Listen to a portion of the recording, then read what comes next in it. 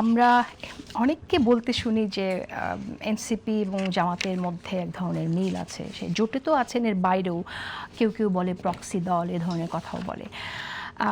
জাতীয় পার্টির নেতা জি এম কাদেরও দেখলাম যে তিনি বলেছেন এনসিপিকে মানুষ জামাত মনে করে। আপনি একটু মন্তব্য শুনি, যে ধরনের যে মন্তব্য মানুষ করছে।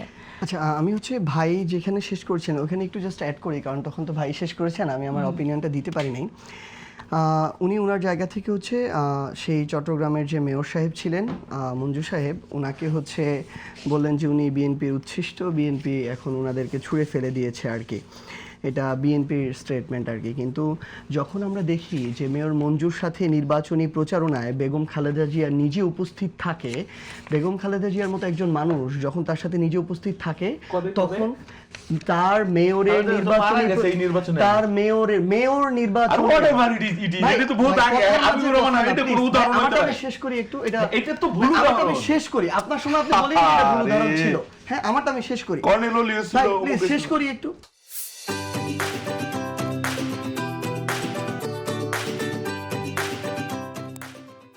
মেয়র মঞ্জুর সময় নির্বাচনী প্রচারণায় বেগম খালেদা জিয়া নিজে উপস্থিত ছিল, এবং এবারে যখন নির্বাচন করে ১৬০০-১৮০০ কোটি টাকার ঋণ খেলাপি আসলাম চৌধুরী, বিএনপি যাকে মনোনয়ন দিয়েছে, জনগণের টাকা লুটপাট করে খাওয়া একজন এমপিকে যখন বিএনপি মনোনয়ন দেয়, সেই আসলাম চৌধুরীর সাথেও এই মেয়র মঞ্জু তাকে ডান পাশে ডান হাত শক্ত করে ধরে রেখে নির্বাচনী প্রচারণা করেছে।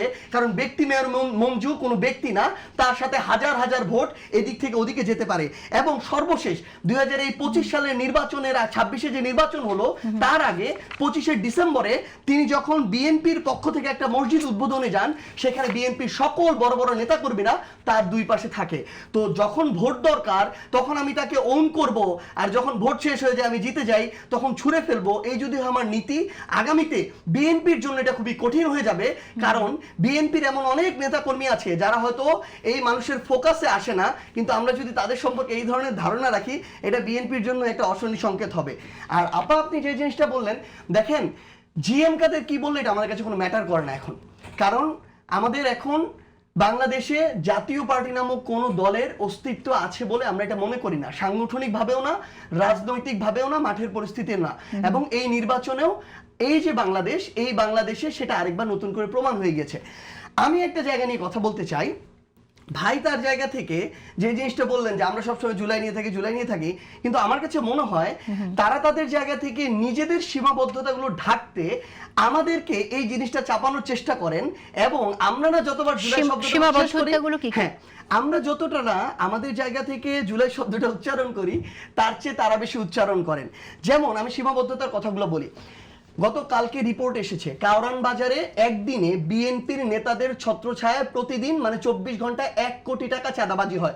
শুধুমাত্র একটা বাজার, কাউরান বাজার। এমপি যেই থাকুক ওইখানকার একটু খোঁজ দিলে জানা যাবে। পুরো রিপোর্ট একটা প্রকাশ হয়েছে, আপনি দেখবেন। বললাম তো, বিএনপি নেতাদের ছত্রছায়া, তাদের নেতৃত্বে, তাদের লিডে একটু গেলে খোঁজ নেওয়া যাবে কিভাবে এটা হচ্ছে। পত্রিকা একদম নাম ধরে এসেছে, গেল। আমি শুধু একটু সম্মানের জন্য এই নামটা বললাম না। দ্বিতীয়ত, কিভাবে দেখেন, তারা তাদের জায়গায় এই জ্বালানি সংকটটাকে ডিল করতে ব্যর্থ হয়েছে। বিএনপি তাদের জায়গা থেকে এই যে তেলের যে সিন্ডিকেট ছিল, পাম মালিকদের যে সিন্ডিকেট ছিল, জ্বালানি সিন্ডিকেট, এটার কাছে রীতিমতো পরাজিত হয়েছে। তারা তেল মজুত করেছে, এটা দেখেছে।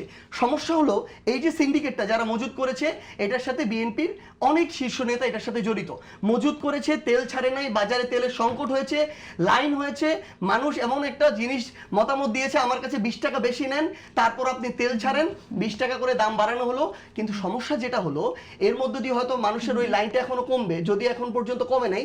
কিন্তু সমস্যা হচ্ছে এই তেলের যে ১৬-১৭% করে দাম বাড়লো প্রত্যেকটা জ্বালানি যেগুলো প্রয়োজনীয়, এটার মধ্য দিয়ে বাংলাদেশের প্রত্যেকটা জিনিসের উৎপাদন, বন্টন, বিপণন, পরিবহন প্রত্যেকটা সেক্টরে ইম্প্যাক্ট পড়বে। এবং আপনি দেখবেন কিছুদিনের মধ্যেই সবকিছু 20 থেকে 50% দাম বেড়ে যাবে।